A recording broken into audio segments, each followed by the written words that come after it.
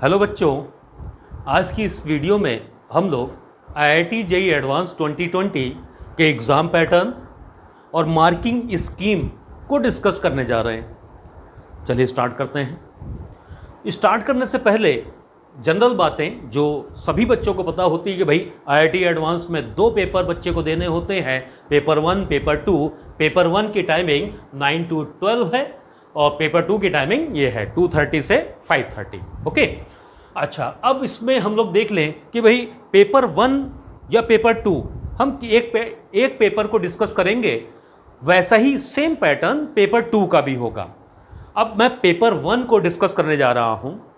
Paper 1 में physics, chemistry और mathematics में 3 सेक्शंस होते हैं। मैं यहाँ पर आपके सामने 6 सेक्शंस या 6 टाइप्स ऑफ प्रॉब्लम को डिस्कस करूँगा। इनमें से कोई 3 सेक्शन आपको पेपर 1 में नज़र आएंगे और ऐसे ही 3 सेक्शन आपको पेपर 2 में नज़र आएंगे। हो सकता है कि कोई सेक्शन पेपर 1 में भी हो और पेपर 2 में भी हो, या फिर पेपर 1 में अलग 3 सेक्शन हो और पेपर 2 में भी अलग 3 सेक्शन हो सकता है, ठीक है ना। तो चलिए हम लोग ये देख लेते हैं कि वो जो 3 सेक्शन आएंगे वो आएंगे इन्हीं 6 सेक्शंस में से। और वो 6 सेक्शन हैं क्या?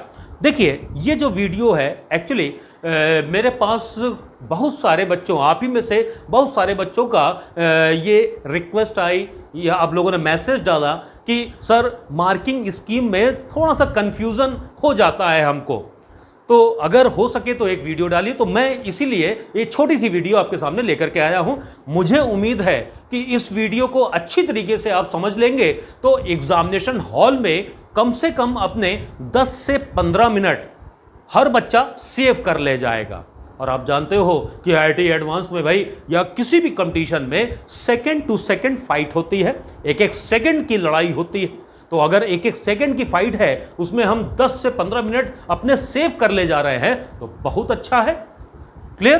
तो अब हम यहां पर सारे सेक्शन बारी बारी से डिस्कस करेंगे। तो चलिए यहां पर देखो, एक सेक्शन है या टाइप है, फर्स्ट टाइप है सिंगल चॉइस क्वेश्चन। नाम से पता चल रहा है कि भाई अपने को 4 ऑप्शन दिए होंगे, उसमें से कोई एक ऑप्शन ही करेक्ट होगा। मार्किंग स्कीम +3, 0, -1, यानी कि करेक्ट ऑप्शन चूज किया तो +3, कोई ऑप्शन चूज नहीं किया तो 0, गलत ऑप्शन चूज कर दिया तो -1। नेक्स्ट टाइप पे चलते हैं हम लोग, नेक्स्ट सेक्शन पर, वो है मल्टीपल चॉइस क्वेश्चन, MCQ। इसमें होता यह है एक या एक से अधिक ऑप्शंस करेक्ट होते हैं, 1 और मोर देन 1 ऑप्शंस करेक्ट होते हैं। मार्किंग स्कीम देखिए, यहां पर सबसे बड़ा कंफ्यूजन यहां पर है। क्यों? क्योंकि इस सेक्शन में फुल मार्किंग भी होती है, पार्शियल मार्किंग भी होती है, 0 भी मिलता है बच्चों को और नेगेटिव में भी मिलता है नंबर। कब क्या मिलेगा वो हमको समझना है। देखो क्या क्या मिल सकता है किसी बच्चे को, +4, +3, +2, +1, 0 और इवन -1 तक के भी मिलता है। अभी तो -1 में 2019 में -1 हुआ है, उससे पहले आप चले जाइए 2018, 2017, सब में -2 था। क्लियर? हो सकता है आगे भी -2 कर दे। रीज़न, IIT, मैं आपसे इससे पहले वीडियो में भी कह चुका हूं कि IIT एडवांस एक अनिश्चितता का दूसरा नाम है। यानी कि इसके लिए आप कुछ भी प्रेडिक्ट नहीं कर सकते कि IIT के माइंड में इस बार IIT दिल्ली क्वेश्चन फ्रेम कर रहा है ना, तो आप उसको रीड नहीं कर सकते। लेकिन हाँ, हम लोग पिछले साल के जो प्रीवियस ईयर के पेपर्स हैं उनके बेसिस पर कुछ ना कुछ एनालिसिस ज़रूर कर लेते हैं और वो एनालिसिस काफ़ी हद तक के ठीक भी होती है।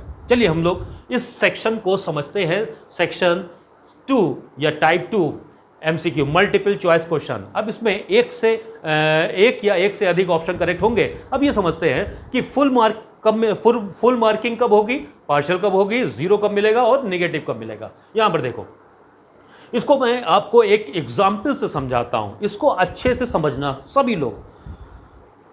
मान लिया suppose out of 4 option, 4 option दिए थे A, B, C और D।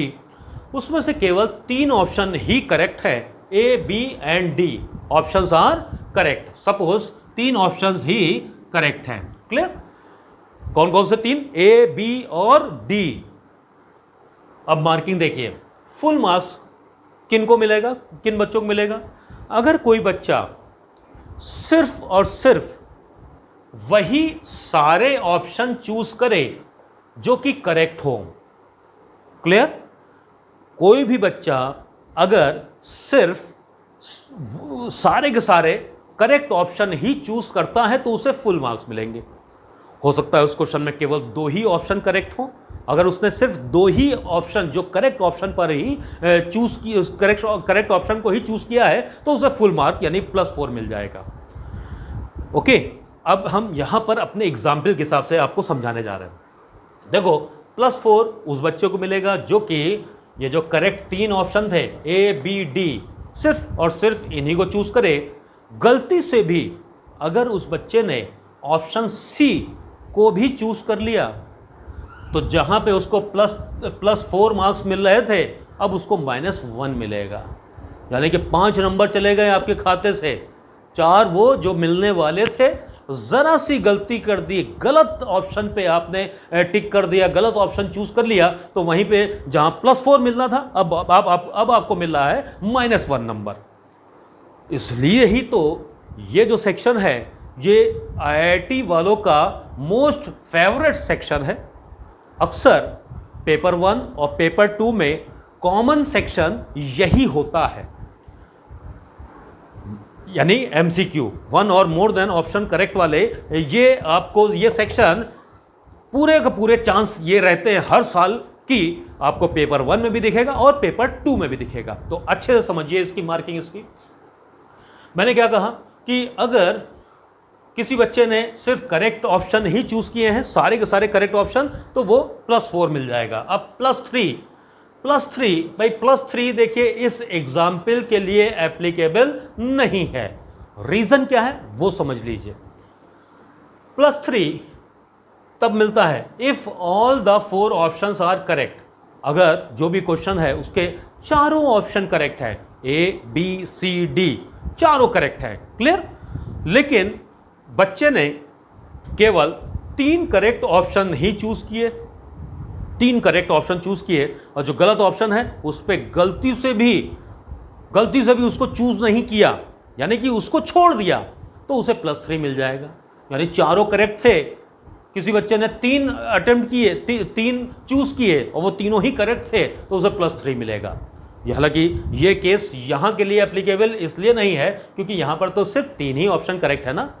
ये तो 4 के लिए होता है ना, 4 ऑप्शन करेक्ट होंगे तब आपको +3 मिल सकता है। अब देखो +2 कब मिलेगा? जब 3 या 3 से अधिक ऑप्शंस करेक्ट हो, लेकिन बच्चा केवल 2 ही करेक्ट ऑप्शन चूज करे, उन 3 करेक्ट में से 2 करेक्ट ऑप्शन चूज करे और जो करेक्ट नहीं है उसको चूज ना करे तो उसे +2 मिलेगा। सिमिलरली +1, अगर 2 या 2 से अधिक ऑप्शन करेक्ट है लेकिन बच्चे ने सिर्फ एक ही करेक्ट ऑप्शन को चूज किया है तो उसे +1 मिल जाएगा। 0 कब मिलता है? जबकि पता ही है, जबकि आप उसको अटेम्प्ट ही ना करें उस क्वेश्चन को। -1, बाकी के सब केसेस मैंने आपको बता दिया कि गलती से भी कोई गलत ऑप्शन आपने चूज कर लिया तो माइनस में नंबर आपको मिलेगा। इसलिए मैं कह रहा हूं, ये मेरी पर्सनल एडवाइस है कि इस सेक्शन में कतई तुक्का मत लगाइए, कोई हिट एंड ट्रायल मत कीजिए। जिस स्टेटमेंट, जिस ऑप्शन पर 100% कॉन्फिडेंस हो सिर्फ और सिर्फ वही चूज कीजिएगा। जिसमें जरा सा भी डाउट हो उसको आप चूज ना कीजिएगा। चूज नहीं करेंगे तो सिर्फ उसका नंबर जाएगा, लेकिन अगर चूज कर लिया तो जो आपके करेक्ट ऑप्शन वाले नंबर मिलने वाले थे वो भी नहीं मिलेंगे और माइनस में नंबर मिल जाएगा। क्लियर? बात समझ में आ गई? अब अगला सेक्शन देखिए, अगला है न्यूमेरिकल वैल्यू टाइप। इसकी मार्किंग +30, यानी कि ये इसमें कोई नेगेटिव मार्किंग नहीं है, लेकिन हमारे किस काम की?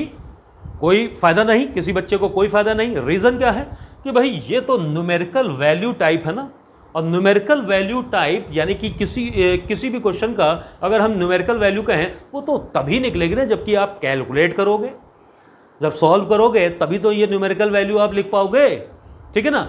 अच्छा, तो इसका मतलब कि यहां पर भी हम लोग का कोई भी तुक्का नहीं चलने वाला, तो ये जो नेगेटिव मार्किंग है हमारे लिए यूजलेस है। यहां पर देखो मार्किंग समझ में आ गया। अब यहां देखो, if the numerical value has more than 2 decimal places then truncate और round off the value to 2 decimal places. ये एक जनरल इंस्ट्रक्शन आपको देखने को मिलेगा इस सेक्शन में कि भाई अगर आपका जो न्यूमेरिकल वैल्यू आ रही है उसमें डेसिमल के बाद 2 से ज़्यादा डिजिट हैं तो डेसिमल के बाद 2 डिजिट तक के आप रखिए, वही आप मेंशन कीजिए, तीसरी चौथी पांचवी डिजिट सब छोड़ दीजिए। ट्रंकेट का मतलब क्या होता है? छोटा करना, ठीक है, छोटा करना। तो देखो यहां पर जैसे मान लो अपना आंसर ये आया कैलकुलेट करने के बाद, तो इसकी ट्रंकेट वैल्यू क्या हो जाएगी? 4.57। क्यों? क्योंकि हम लोग को 2 ही डेसिमल प्लेस तक के तो चाहिए, तो डेसिमल के बाद 2 ही प्लेस तक के जो भी वैल्यू आए बस वो लिखनी है और बाकी की जो बाद की वैल्यू होगी उसे नेग्लेक्ट कर देंगे, छोड़ देंगे, ठीक। तो ये हो गया 4.57। इसमें क्लियर हो गया ये बात। अब अगला देखो, अगला टाइप पैराग्राफ टाइप, इसकी मार्किंग +3 0 -1। ये भी सिंगल चॉइस क्वेश्चन है। सिंगल चॉइस क्वेश्चन का मतलब फिर से वही 4 ऑप्शन गिवन होंगे, कोई एक ऑप्शन करेक्ट होगा। अगर सिर्फ करेक्ट ऑप्शन पर ही टिक किया, उसको चूज किया तो +3, कोई ऑप्शन चूज नहीं किया छोड़ दिया तो 0, और अगर गलत ऑप्शन चूज कर लिया तो -1। क्लियर? इसमें हमको 2 पैराग्राफ ज्यादातर दिए जाते हैं और हर पैराग्राफ में 2-2 क्वेश्चंस होते हैं, यानी कि हर क्वेश्चन +3 नंबर अगर हमको दे रहा है तो टोटल मैक्सिमम मार्क्स इसमें हमें +12 मिल सकता है, ठीक है। लेकिन ध्यान रहे अनसर्टेन है, आईआईटी बिल्कुल अनप्रेडिक्टेबल है, इसलिए अभी जब आप पेपर देंगे तो भी आपको एक बार थोड़ा सा ध्यान से पेपर को देखना होगा, उसके इंस्ट्रक्शंस को देखना होगा, ठीक है ना। ज़्यादातर तो जो मैं बता रहा हूं, जिस तरीके से जो एनालिसिस मैंने की है वैसा ही मिलने के चांस है, लेकिन फिर भी आप लोग तैयार रहिएगा, हो सकता है कि थोड़ा बहुत फेरबदल वो कर दे, ठीक है, तो उसके लिए आप लोग तैयार रहिएगा। चलिए आगे देखिए। अब टाइप 5 आ गया, list match type. List match type की जो मार्किंग है और ये पैराग्राफ की मार्किंग बिल्कुल सेम है, +3 0 -1। ये भी सिंगल चॉइस क्वेश्चन होता है। इसमें हम लोगों को 2 लिस्ट दी जाती हैं, लिस्ट 1 और लिस्ट 2। लिस्ट 1 में 4 एंट्रीज होती हैं और लिस्ट 2 में 6 एंट्रीज होती हैं। 4 एंट्रीज जो होती हैं लिस्ट 1 में, उनको 1 2 3 4 से रिप्रेजेंट किया जाता है, अक्सर करते हैं, और जो 6 एंट्री हैं लिस्ट सेकंड में, उनको हम लोग P Q R S T और U अल्फाबेट से शो करते हैं। अब ये देखो, एक ये जो टाइप है ये मैट्रिक्स मैच टाइप है। तो मैट्रिक्स मैच का मतलब तो आप जानते ही हो कि भाई अगर लिस्ट 1 का हमने फर्स्ट पार्ट इसके बारे में, इसको हम लोग सॉल्व कर रहे हैं, तो इसका कनेक्शन P के साथ हो सकता है, Q के साथ भी हो सकता है, R के साथ भी हो सकता है, S के साथ भी, T के साथ भी और U के साथ भी। तो यानी कि 1 के आगे हमें ये सारे के सारे जो भी सिंबल हैं वो सब लिखने होंगे, तब वो करेक्ट माना जाएगा। सिमिलरली सेकंड का कनेक्शन हो सकता है कि R S और U से हो, तो R S U से करेक्ट जो भी होगा ऑप्शन आप उसको टिक करोगे, एंड सो ऑन। समझ में आ गई बात? तो ये मैट्रिक्स मैच है, टाइम टेकिंग प्रॉब्लम होती है। रीजन क्या है कि ये देखने में तो छोटी सी प्रॉब्लम लगती है, लेकिन एक्चुअली हमको लिस्ट 1 के हर एंट्रीज का कनेक्शन, उसका रिलेशन लिस्ट 2 की हर एंट्रीज के साथ दिखाना पड़ता, सोचना पड़ता है। क्लियर? तो यहां पर खतरनाक इसलिए भी है क्योंकि भाई नेगेटिव मार्किंग है, गलती से कुछ गलत ना हो जाए, ठीक है। तो आगे बढ़ते हैं हम लोग। आप टाइप 6, ये सिंगल डिजिट इंटीजर टाइप है। ये अभी पिछले साल नहीं पूछा गया है, पूछा जा सकता है। मार्किंग +3 0, यानी कि यहां पे भी नेगेटिव मार्किंग नहीं है। नेगेटिव मार्किंग नहीं है अगर मान लिया, इसके लिए मैं आपसे कहूंगा कि चूंकि नेगेटिव मार्किंग नहीं है, आपको क्वेश्चन नहीं आ रहा है, कोई एक नंबर आपके दिमाग में जो भी आए फ्लैश करे उसको आप भर दीजिएगा, या फिर वो नंबर जो लग रहा है कि शायद ये हो सकता है ज़रूर भर दीजिएगा। अगर वो करेक्ट हो गया तो भाई +3 मिल जाएगा हमको, और अगर करेक्ट नहीं हुआ तो भी क्या नुकसान है, कोई निगेटिव मार्किंग तो है नहीं, इसलिए छोड़िएगा नहीं, इसको करिएगा ज़रूर। यहाँ पर देखिए जो आंसर हमको जिस टर्म में देने होंगे वो 0 से 9 तक के होंगे, यानी कि आंसर 0 हो सकता है, 1 हो सकता है, 2, 3, 4, 5, 6, 7, 8 और 9 भी हो सकता है। क्लियर? तो चलिए सबसे पहले आप लोग इसका स्क्रीनशॉट ले लीजिए।